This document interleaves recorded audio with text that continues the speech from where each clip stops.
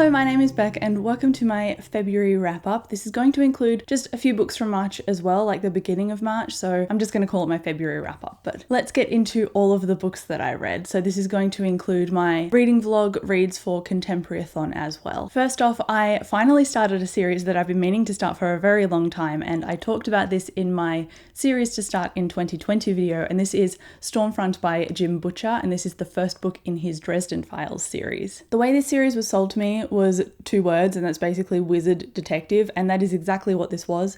This book follows a character named Harry Dresden, and he is a consultant for the police force, and he gets brought onto a murder scene to figure out, I guess, the magical implications of what has actually happened, because the murder scene is quite brutal and there's no other way it could have really occurred without magic. So the police bring him on to help. At the same time as this happens, he gets a mysterious phone call from somebody wanting him to help them on their own private case. He also gets mildly kidnapped on the same day by somebody else, and so it follows a bunch of different storylines like any good detective story would, and I really enjoyed the fact that magic was stirred into this plot. I think that really supplemented it for me and it made it that much more interesting, because I love cop stuff, I love mystery stuff. I watched the show NCIS for like years, so that genre really intrigues me, but the fact that it's urban fantasy just was the cherry on top of the cake, and it's why I really enjoyed this. I ended up giving this a 4.5 stars. I struggled a little bit giving it a 5, and I think that's just because everything was trying to get situated in this book. The world building for one, and then also Harry Dresden as a character, and then the side characters that are probably going to be consistent over the entire series. There was a bit of shuffling around as these things tried to kind of fall in place, and the plot tended to speed up and then slow down in a few places for me, but it wasn't really something that I overtly noticed, but it's just something I took into account while I was reading it. So I did give this one a 4.5 out of 5 stars. This was a very fun, tense, compelling, and funny book as well, and so I'm really looking forward to diving more into the series, especially because James Masters does the audiobooks, and I really enjoyed this one on audio. So I'm going to be continuing the audiobooks for this series for sure. Next up, I read a book for Contemporary-a-thon, so it's obviously a contemporary book outside of my usual wheelhouse of what I usually pick up, and it is Normal People by Sally Rooney, and I got this one for Christmas last year, and I thought I would try and read it as soon as possible so I could get it off my shelf, considering it's not something I'd usually pick up. And I liked this book, but I think I liked the concept of it more than the actual execution. This is a literary fiction book, and I find it something that's really difficult to describe as to what it's actually about, because I think there's a few layers of things going on at the same time, and because I am not a literary fiction person, even though I studied literature, it's not the thing I usually go for. So because of that reason, I probably missed a few things. I did absorb the plot, so I understood that aspect, and I understood the themes it was supposed to be getting across to me, but I think there was an extra depth that just kind of went over my head because I'm not used to absorbing information this way. This follows 2 characters, Connell and Marianne, and they are both in high school at the beginning of the book, and it details when they go off to college and as they're growing into their 20s. So it takes place across a multiple time span kind of thing, and they are seeing each other in high school, but there's this stigma that comes with their relationship and they don't really want to be discovered, and Connell doesn't want people at school to know that he's sleeping with this girl because she seems like an oddball and she's not very popular and she doesn't really have any friends. And this book really deals with identity and the way these characters struggled with it, and that's the concept that I really liked in this book, but I didn't really feel compelled to feel much for the characters that we followed. So that's why I struggled to connect with it in terms of a plot perspective, but I did again like the themes in here that really investigated identity and not really knowing who you are and who you're going to become, and trying to come to grips with who you are as a person as well. That is a really basic summary of what this book is for me, and again it felt really conceptual, which is not usually something that I read. So if you want more of my thoughts, then probably check out that reading vlog, because I'm a little bit more concise and I have had a little bit of distance since reading it and filming this wrap up. So I liked it, but it wasn't amazing to me, and I gave it 3 out of 5 stars. Next up is a book that I haven't really seen anybody talk about whatsoever, but Dave found out about it from a friend's recommendation, and he has been on me to read this book for a very long time, and it seems to be quite up my alley because it's a dystopian, and it's the book of The Unnamed Midwife by Meg Ellison, and this one really came out of the blue and surprised me, and I ended up loving it. It follows a woman, and obviously the unnamed midwife, you don't really know her name. She goes through different scenarios in kind of like a diary format, but you get a third person and first-hand account of her experiences at the same time. So it's a little bit of a multifaceted narrative to give you a full context of what's going on. So she is a nurse, and there is a fever that has basically hit the entirety of humanity, and it has a really, really high mortality rate. So people end up dying off. It pretty much kills over 90% of men and women, and more men tend to survive than women. So it's a post-apocalyptic world where women are, I guess, a rarity. And so this woman in this book, because she's a nurse, she tries to help any woman that she comes across. And so you see a lot of really dark themes in here, especially when it comes to violence and sexual violence as well. But it's done in a really nuanced way, and a way that is dark, yes, but a way that's very realistic. And I really liked that the author went to that degree, and we see the ramifications of what this character does in these situations. And I really respected this book because it does go into really dark topics, but it does them really tastefully. And so I think if you're looking for a really dark dystopian that has such a reality to it, because it potentially is what would happen to us as a society if we were this regressed. This book did it really, really well, and I'm not going to stop recommending this if people ask me for a dystopian book to read. I said in my notes that this is very quiet and very personal, and because of the diary entry nature of this, that is a very apt description, and I don't want to rave on about this too much, because if I talk about it too much, I'm going to just start repeating myself, because I don't want to give away the plot. So please just go and pick up this book. I initially finished it and gave it 4.5 stars instead of 5, but then I was thinking about it and there was nothing really wrong with it in a sense. So the pace was great, the characterization was great. It was just a very quiet book rather than a slap you in the face book, even though it had ups and downs during the narrative. So I really liked that about it, and it just is going to be one of those books that really just sits with me. And when I pick it up to reread it, I just know I'm going to be fully satisfied, because it's just a very unassuming book, and I think a lot more people would benefit from reading this, because it is very different to the tone of other dystopians that I've read, even though it does have that survival aspect to it, and I really, really enjoyed it. So I did give it 5 out of 5 stars. Next up is another book that I read for Contemporary-a-thon, and it is It Sounded Better in My Head by Nina Kenwood. If you have seen my vlog, you will know that I also loved this book, and I gave it 5 out of 5 stars. It is very different from the book of The Unnamed Midwife. This follows a girl named Natalie, and she is in that weird cusp of finishing high school and then almost going to college, but being in that limbo period of not having a confirmation of her offer yet. So when you finish high school in Australia, you're about 17 or 18 years old. When you go to college or university, you're either 18 or 19. So it's a weird kind of in-between phase where you're technically an adult, but you don't really know what you're doing with your life. That's the patch of her life that Natalie is in, and her parents have just told her over Christmas dinner that they are getting separated. So she's got to deal with herself and her close relationship with them, and how that is all going to change, as well as her potential future being a complete mystery to her.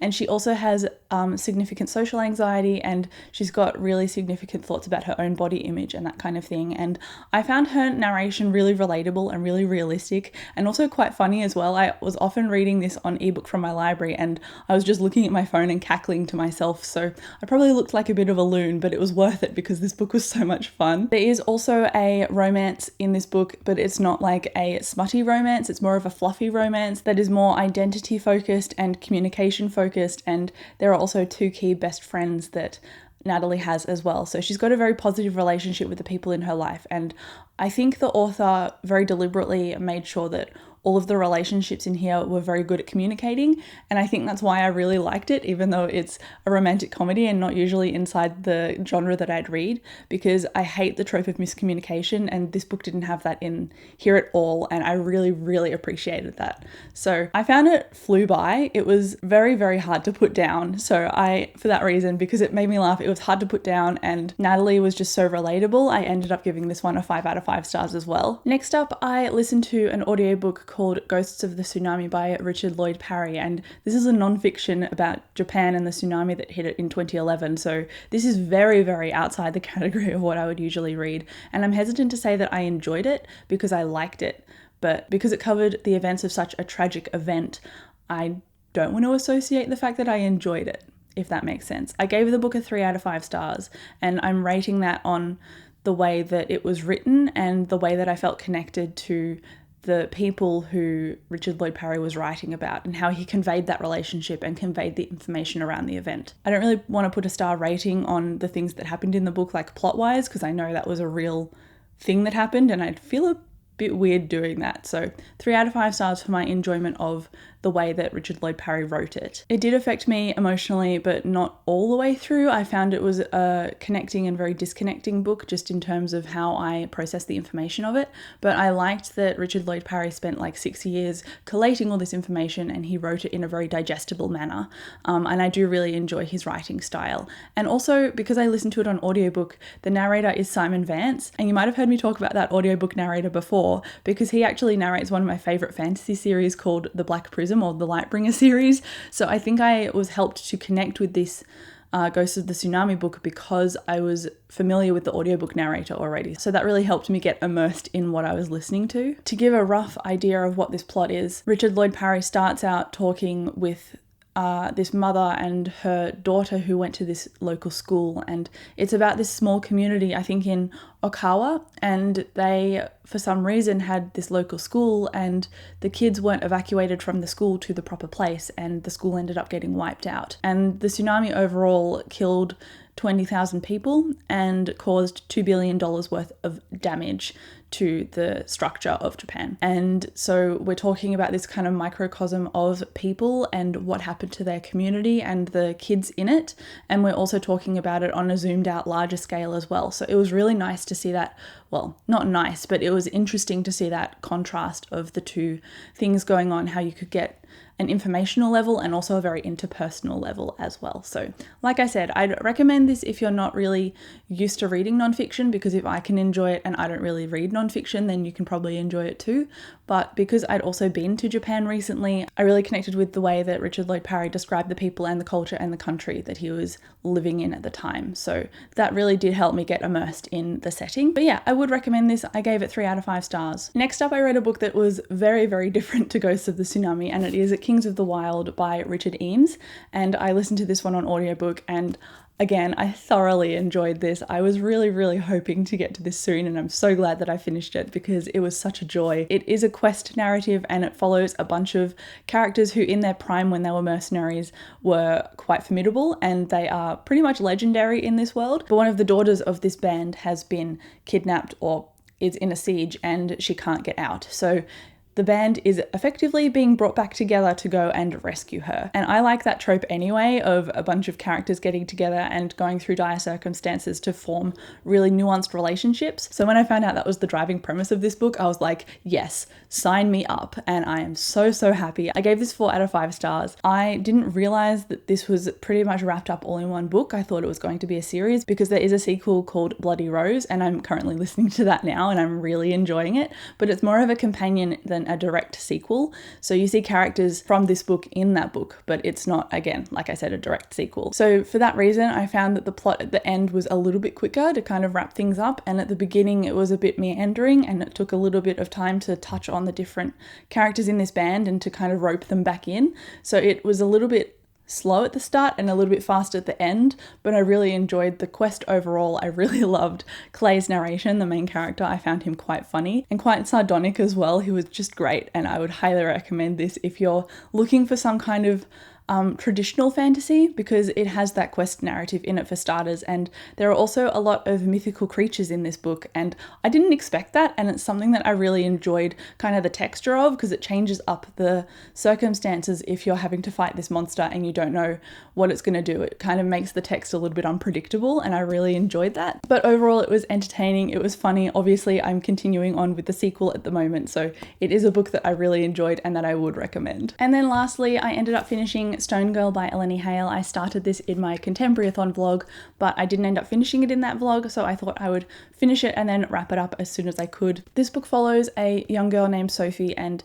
her mother has died from a drug overdose, but she believes that she is the one at fault in this situation, so she frames herself as the murderer of her mother. And after this event happens, it's in the first couple of pages, she's in police custody and she is being given foster home after foster home with the promise that she will eventually get into a permanent permanent home, and that doesn't seem to be the case. And I believe the author Eleni Hale has had first-hand experience in foster care systems, so she wrote from a place that is really familiar to her, and it really shone a light on the way that kids in this situation really are left to their own devices and aren't looked after whatsoever. And because of that, this is a darker young adult contemporary. There is a lot of drug use, and it is fairly explicit in that. There is smoking, yes, alcohol, yes, but there's also meth and things that are injected. So it was pretty explicit in the way that these things were detailed and Sophie's first-hand interactions with this. I really connected with Sophie more towards the end of this book. I just read and liked the beginning because it was written in such a way that it was easy to digest. And I know that this is a young adult book,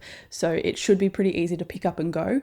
But because this was dealing with such realistic and dark themes, I think the writing style really lent to how easy it was to pick up. And I believe that this is a debut book of Eleni Hale, and she did just such a brilliant job of conveying exactly what Sophie was going through in such a candid way, and in such a way that it would kind of sucker punch you in each sentence. There is a part where Sophie doesn't want to become an addict, so she's trying to space out when she is doing drugs and when she is around that situation, so she feels like she's compelled to do them when everyone else does it. And you already know that she's addicted because she's already thinking about her next hit. So it was quite sad in that sense, and I really liked this book for the ending, but I obviously won't say why.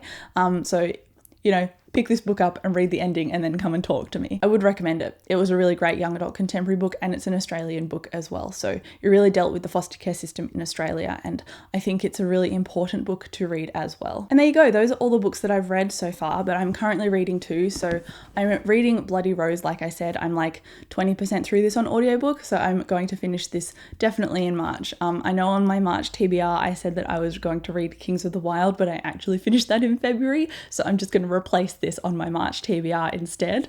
And then I'm also reading a book as well, and it is Scorch Dragons by Amy Kaufman. I'm like 25 pages into this, and this is a middle grade book because I'm reading stuff for middle grade March. So hopefully I can finish both of these in due time, because I'd like to read obviously more middle grade books, and I'd like to finish things off before April when the Owls Readathon starts. So this is what I have read so far. Thank you so much for watching this video, and I will talk to you in the comments, and I'll catch you in my next one.